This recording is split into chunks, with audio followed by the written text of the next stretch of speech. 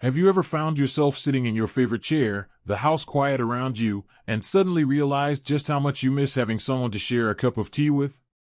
That heavy feeling in your chest, it's not just you. So many of us over 65 find ourselves longing for connection, even if we've always been surrounded by family or friends in the past. Life changes. Kids move away. Old routines fade.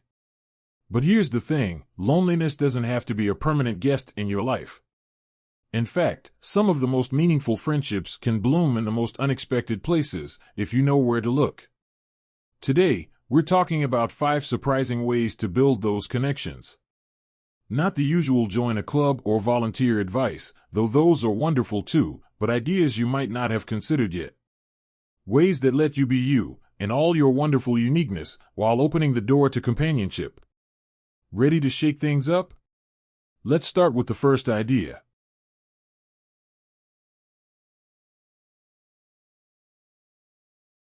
You know that old address book tucked in your drawer? The one with names from decades ago, neighbors, coworkers, even that couple you used to play cards with every Friday? Here's a little secret, you're not the only one who's been thinking about the past. Let me tell you about my friend, Helen.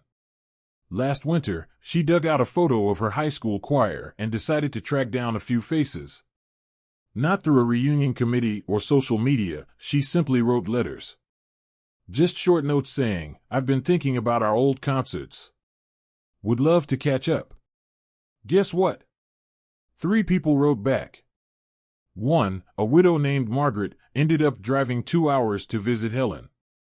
Now they meet monthly for lunch and send each other silly postcards. The magic here isn't just nostalgia, it's shared history. When you reconnect with someone who knew you back when, you skip the small talk and dive straight into what matters. But here's the twist, don't limit yourself to people you were close to. That quiet coworker you barely spoke to? The neighbor who moved away? They might be craving connection too.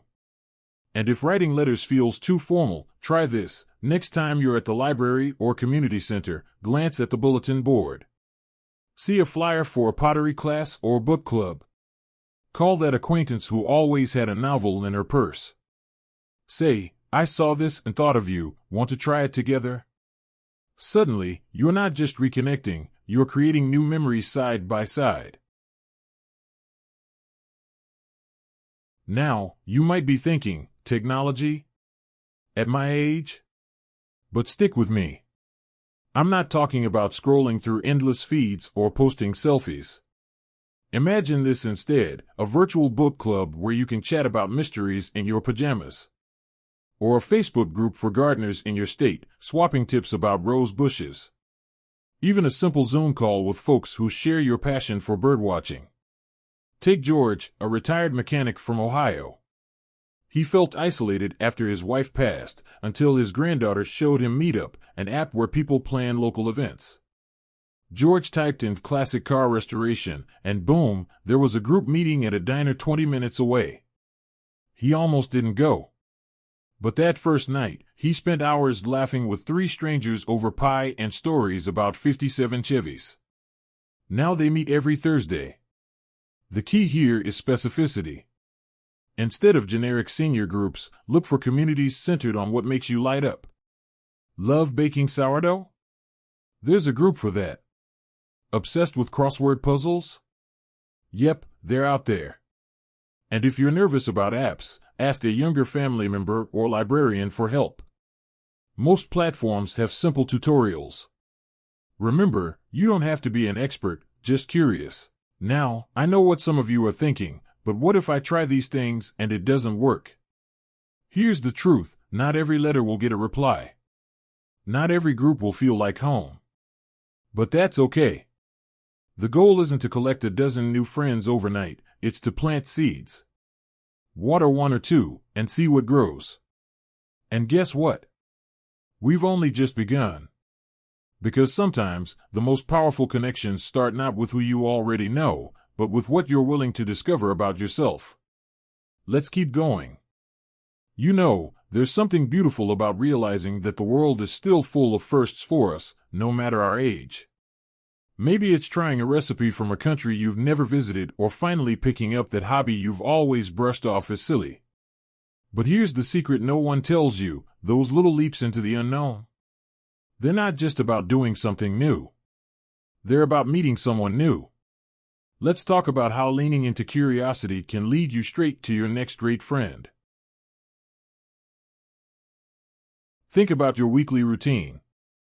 Home, the grocery store, maybe the post office. But what about the spaces in between?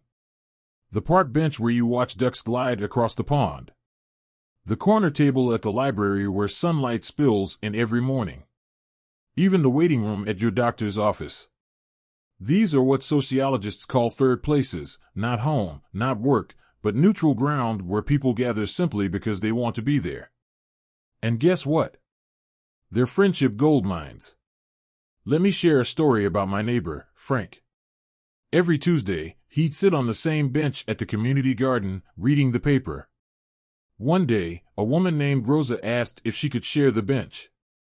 They got talking about tomatoes, how Frank's always wilted, how Rosa swore by eggshells in the soil. Fast forward 6 months, they now co-run a gardening workshop for kids. But here's the kicker, Frank hated gardening before that chat. He just liked the quiet. The lesson? Be present in those in-between spaces. Leave your earbuds at home once in a while. Smile at the person filling their therm beside you at the coffee station. Comment on the book someone's carrying. You don't need a grand plan, just openness. And if you're thinking, but what would I even say? Try this, I couldn't help but notice, followed by something genuine. Your gorgeous scarf, or, you're reading my favorite mystery series. Suddenly, you're not strangers anymore. Now, let's tackle a fear I hear often, I'm too old to start something new. Oh, how I disagree. Some of the richest friendships are forged in the awkward, wonderful mess of learning together.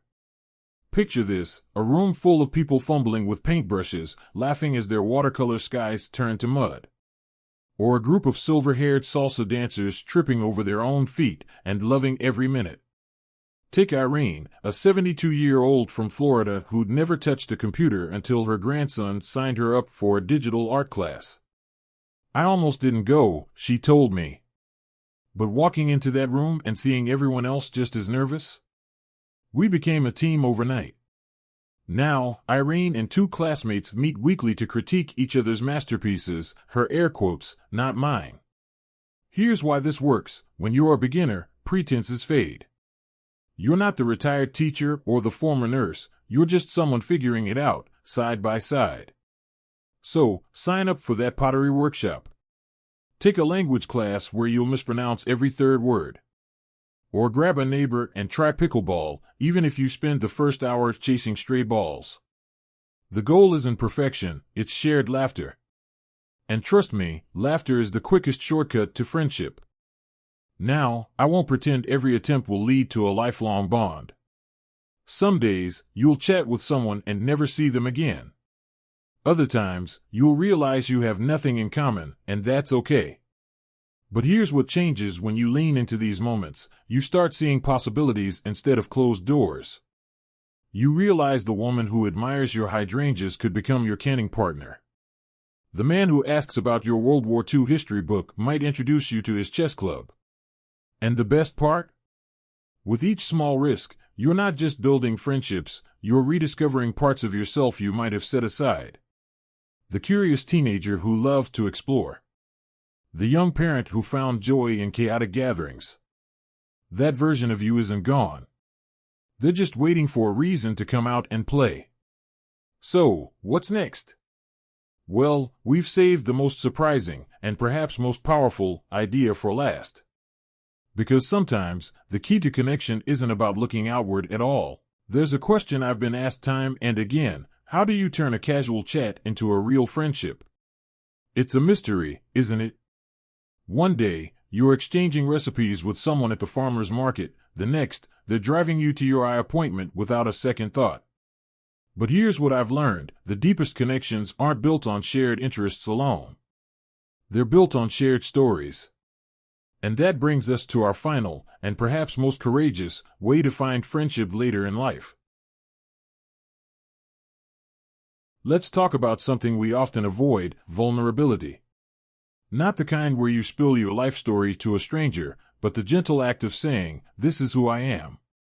Maybe it's admitting you're nervous about joining a new group, or sharing a memory that still makes your heart ache. It sounds scary, I know. But here's the magic: when you open up just a little, you give others permission to do the same. Take my friend, Arthur. After his wife passed, he started attending a grief support group, not for therapy, but because he craved real talk. One day, he mentioned how hard it was to cook for one after 50 years of marriage.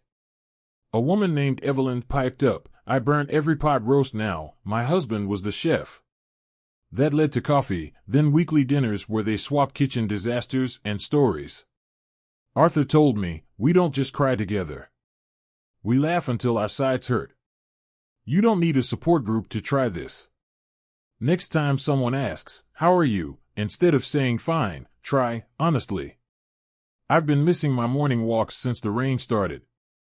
You'd be amazed how often that sparks a deeper exchange. Or join a memoir writing workshop at the library, not to publish, but to share snippets of your life. Those Me Too moments? They're the glue that turns acquaintances into allies. So, let's take a breath and look at the ground we've covered.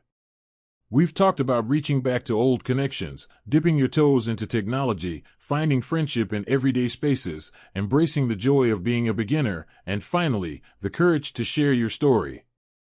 These aren't items on a checklist, they're tools in a toolkit. Some days, you'll pull out the reconnect with the past wrench.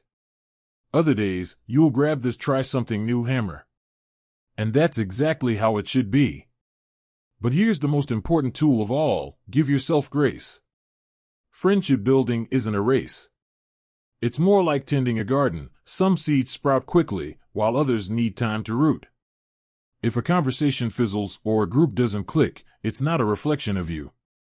It just means that particular soil wasn't right for growing. Now, I want you to picture something. A year from today. You're sitting in this same chair, but the room feels different. There's a stack of postcards from Margaret, the friend you rediscovered after 40 years. Your tablet pings, a meme from George's classic car group. And on the calendar? A pottery class with Irene, where you've both agreed to embrace the mess. This isn't a fantasy. It's a future you can start building today: one small hello, one stamped letter, one deep breath before walking into a new room at a time. Loneliness thrives in silence, so dare to make some noise. Share a memory. Ask for help. Offer a compliment. And if you stumble, well, that's what the rest of us are here for, to catch you. Before I go, I'd love to hear your stories. Have you reconnected with someone unexpected? Tried a new hobby that led to friendship? Or maybe you've got a tip I haven't mentioned. Drop a comment below. We're all in this together. And if this video resonated with you, pass it along to someone who might need a little nudge. After all, connection starts with sharing. Don't forget to subscribe and hit that bell so you never miss our conversations. Life after 65 isn't about slowing down, it's about discovering new ways to shine. And as always, remember, your story isn't finished yet.